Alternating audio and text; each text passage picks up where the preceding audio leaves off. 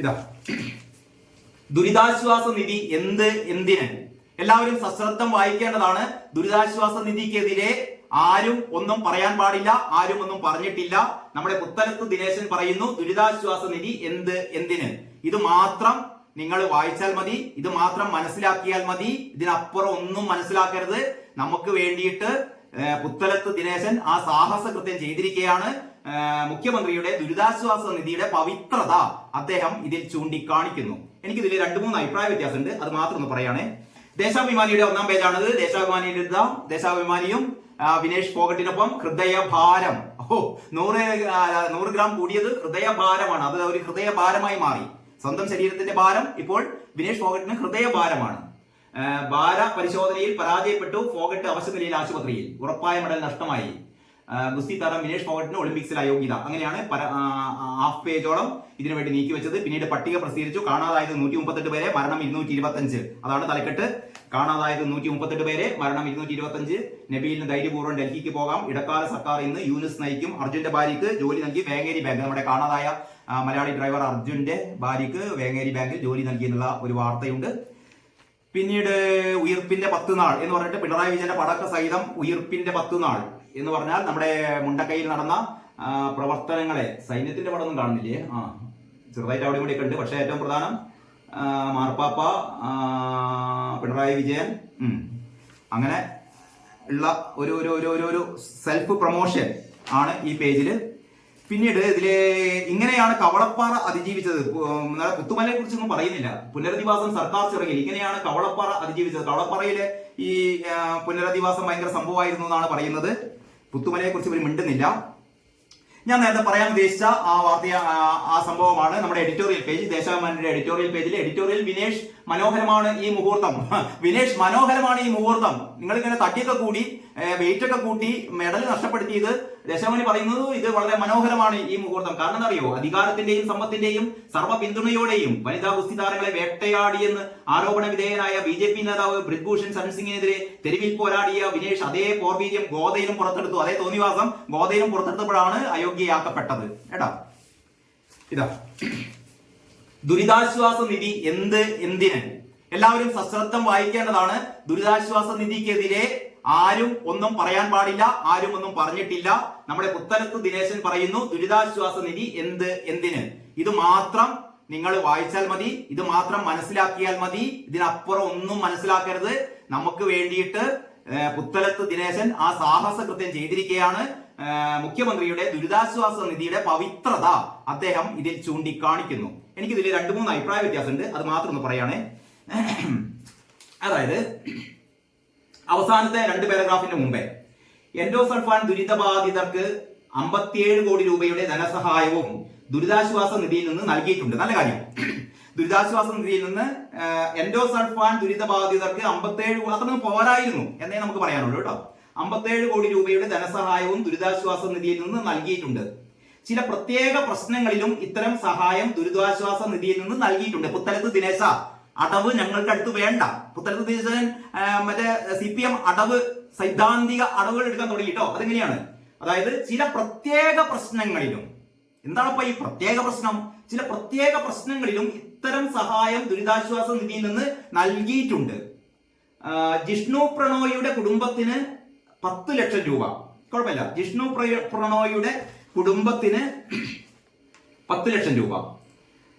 Cinema നടൻ തിലകന്റെ ചികിത്സക്കായി 10.44 ലക്ഷം. Cinema നടൻ തിലകന്റെ ചികിത്സക്ക് 10.44 ലക്ഷം.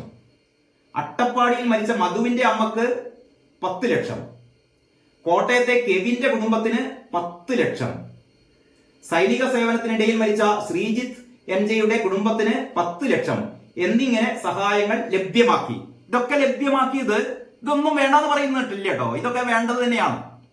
ഇതൊക്കെ പക്ഷേ ലഭ്യമാക്കിയത് മുഖ്യമന്ത്രിയുടെ ദുരിതാശ്വാസ നിധിയിൽ നിന്നാണ് എന്ന് പുത്തലത്ത് ദിനേശനും സമ്മതിക്കുന്നു. ഇനിയാണ് പുത്തലത്ത് ദിനേശന്റെ പേനക്ക് അല്ലെങ്കിൽ അക്ഷരങ്ങൾക്ക് ചെറിയ ഒരു ചതവ് സംഭവിക്കുന്നത്.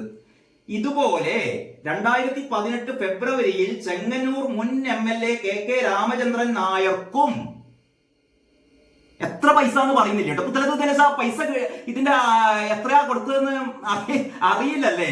പുത്തലത്ത് ദിനേശന്റെ ഫോട്ടോ ഒക്കെ ഉണ്ട്. പുത്തലത്ത് ദിനേശൻ ഉളുപ്പില്ലാതെ ലേഖനം എഴുതിയിട്ടുണ്ട്. എന്നിട്ട് പറയാണ് ഇതുപോലെ ഈ സൈനികന്റെ കുടുംബത്തിനൊക്കെ കൊടുത്ത പോലെ ഇതുപോലെ ആദ്യം മുമ്പിൽ കുറച്ച് എൻഡോസൾഫാൻ ഒക്കെ പറഞ്ഞു കണ്ട് നമ്മളിന്ന് സുഖിപ്പിച്ച് എൻഡോസൾഫാൻ ദുരിതബാധിതർക്ക് ഇത്ര, ജിഷ്ണു പ്രണോയുടെ കുടുംബത്തിന് ഇത്ര, കെവിന്റെ കുടുംബത്തിന് ഇത്ര, അട്ടപ്പാടിയിലെ മധുവിന്റെ കുടുംബത്തിന് ഇത്ര. അത് കഴിഞ്ഞിട്ട് വളരെ നൈസായിട്ട് പറയാണ് നമ്മുടെ എന്നിങ്ങനെ സഹായങ്ങൾ ലഭ്യമാക്കി.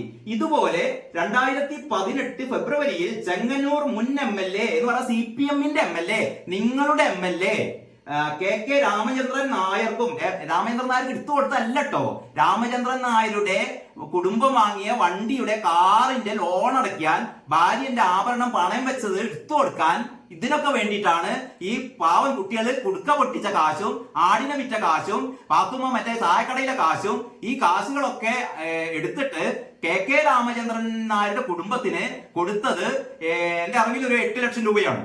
8 ലക്ഷം രൂപയാണ്.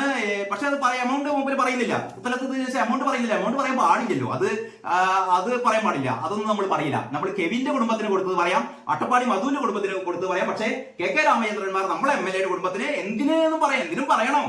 അതൊക്കെ വളരെ കൃത്യമായിട്ട് ഇവിടുത്തെ ജനങ്ങൾക്ക് അറിയാം, ഇവിടുത്തെ കുട്ടികൾക്ക് വരെ അറിയാം. ഭാര്യയുടെ പണം വെച്ചത് എടുത്തു കൊടുക്കാനാണ്, വാഹനത്തിന്റെ എന്താ പറയാ ലോണ് അടച്ചു തീർക്കാനാണ്. KK രാമചന്ദ്രൻ നായരുടെ മോന് ജോലി വരെ കൊടുത്തിട്ടുണ്ട് കേട്ടോ. ഇയാൾ എഞ്ചിനീയർക്ക് ജോലി വരെ സർക്കാർ കൊടുത്തിട്ടുണ്ട്. അതൊന്നും കൊടുക്കേണ്ടെന്ന് പറഞ്ഞില്ല, അത് കൊടുത്തോട്ടെ. പക്ഷേ ഈ ദുരിതാശ്വാസ നിധിയിൽ നിന്ന് എടുത്തിട്ട് ഈ സ്വർണം വീണ്ടെടുക്കാനുള്ള പൈസ, വാഹന വായ്പ അടച്ചു തീർക്കാനുള്ള പൈസ, എന്റെ പുത്തലത്ത് ദിനേശ, ഇതൊക്കെ എന്താവശ്യത്തിന്? എന്നിട്ട് പറയണത് ദുരിതാശ്വാസ നിധി വളരെ വളരെ വളരെ പരിപാവനമാണ്. കാരണം നീ അതിലേക്ക് ബാക്കി പോകാം. കുടുംബത്തിന് 10 ലക്ഷം എന്നിങ്ങനെ സഹായം നൽകിയിട്ടുണ്ട്. ഇതുപോലെ 2018 ഫെബ്രുവരിയിൽ ചെങ്ങന്നൂർ മുൻ MLA KK രാമചന്ദ്രൻ നായർക്കും 2017 ജൂലൈയിൽ ഉഴവൂർ വിജയനും 25 ലക്ഷം രൂപ ഉഴവൂർ വിജയനും മരണശേഷം കുടുംബത്തിന് പണം നൽകി. ഇതിന് പ്രളയത്തിന്റെ ഫണ്ടുമായി ഒരു ബന്ധവുമില്ല. പ്രളയത്തിന്റെ ഫണ്ടുമായി ബന്ധമില്ല, ദുരിതാശ്വാസ നിധിയാണ്. ഇയാൾ പ്രളയത്തിന്റെ ഫണ്ടുമായി ബന്ധമില്ല എന്ന് പറയണ്ട. ഇവരുടെ വിചാരം പറഞ്ഞാൽ ഇവർക്ക് മാത്രമേ ബുദ്ധിയുള്ളൂ. പുത്തലത്ത് ദിനേശനും പിണറായി വിജയനും ഗോവിന്ദൻ മാഷിക്കും മാത്രമേ ബുദ്ധിയുള്ളൂ. നമ്മളൊക്കെ തനി പൊട്ടന്മാര് എന്നാണ് ഈ മരപ്പൊട്ടന്മാരുടെ വിചാരം. എന്നിട്ടാണ് വേറെ ഇതില് പറയാത്തൊരു കാര്യമുണ്ട് കേട്ടോ. ഇവരുടെ പാർട്ടി സെക്രട്ടറിയുടെ കോടിയേരി ബാലകൃഷ്ണൻ അകമ്പടി പോയ വാഹനത്തിലെ ഒരു ഡ്രൈവർ മരിച്ചപ്പോ അയാൾക്കും കൊടുത്തു ഈ പറയുന്ന ദുരിതാശ്വാസ നിധിയിൽ നിന്ന് 20 ലക്ഷം. അത് പക്ഷെ പുത്തലത്ത് ദിനേശൻ കണക്കൂട്ടിയില്ല. കാരണം എല്ലാം പറയരുതല്ലോ, എല്ലാം പറഞ്ഞു കഴിഞ്ഞാൽ പൊട്ടിപ്പോകല്ലോ. പിണറായി വിജയന്റെ അടുത്തുനിന്ന് തലക്ക് മുട്ടിട്ടുമല്ലോ. അതുകൊണ്ട് അതൊന്നും മുമ്പിൽ പറഞ്ഞില്ല. 2017 പണം നൽകി. ഇതിന് പ്രളയത്തിന്റെ ഫണ്ടുമായി ഒരു ബന്ധവുമില്ല. കാരണം പ്രളയം ഉണ്ടാകുന്നത് 2018 ആഗസ്റ്റിലാണ്. പക്ഷെ ദുരിതാശ്വാസ നിധി തന്നെയാണ്. പിന്നീട് പറയുന്നത് മുഖ്യമന്ത്രിയുടെ ദുരിതാശ്വാസ നിധിയിൽ നിന്ന് ധനസഹായം തട്ടിയെടുക്കുന്നതിന് ഉദ്യോഗസ്ഥന്മാരും ഏജന്റുമാരും ഡോക്ടർമാരും അടങ്ങിയ സംഘം സംസ്ഥാനത്ത് വ്യാപകമായി പ്രവർത്തിക്കുന്നതായി വിജിലൻസ് പരിശോധനയിൽ കണ്ടെത്തിയിട്ടുണ്ടോ എന്ന് നിയമസഭയിൽ ചോദ്യം ചോദിച്ചിരുന്നു. അതിങ്ങനെ ഒരു വാചകം ഇവിടെ പറയുന്നുണ്ട് കേട്ടോ.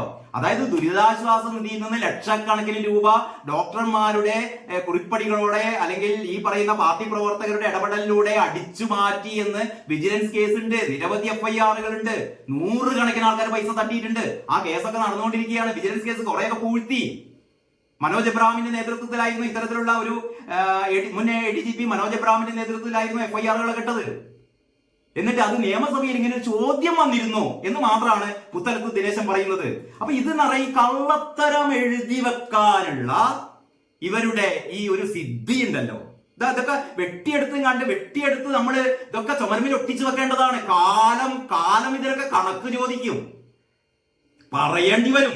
പുത്തലത്ത് ദിനേശന്മാര് കള്ളത്തരത്തിൽ ഇങ്ങനെ എഴുതി വെച്ചാൽ മാത്രം പോരാ, പറയണം. നമ്മുടെ പാർട്ടി സെക്രട്ടറിയുടെ മറ്റേ അതമ്പടി വാഹനത്തിലുള്ള പോലീസുകാരൻ മരിച്ചപ്പോ പോലീസുകാരന്റെ കുടുംബത്തിന് ഞങ്ങൾ കൈയിട്ട് വാരി കൊടുത്തു 20 ലക്ഷം. പറയണം.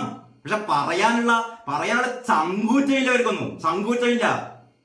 എന്നിട്ട് ഒളിച്ചു കടത്തുകയാണ്. എൻഡോ സർബാൻ ബാധികർക്കൊക്കെ അത്ര കൊടുത്ത പോലെ KK രാമചന്ദ്രൻ മാഷും കൊടുത്തു. എത്രയെന്ന് പറയില്ല. എന്നിട്ടും പറയുന്നു നേരത്തെ. ഞാൻ കഴിഞ്ഞ ദിവസം പറയുമ്പോൾ ഇതിന്റെ ടാഗ്ലൈൻ മറന്നുപോയിരുന്നു. നേരത്തെ അറിയാൻ നേരറിയാൻ.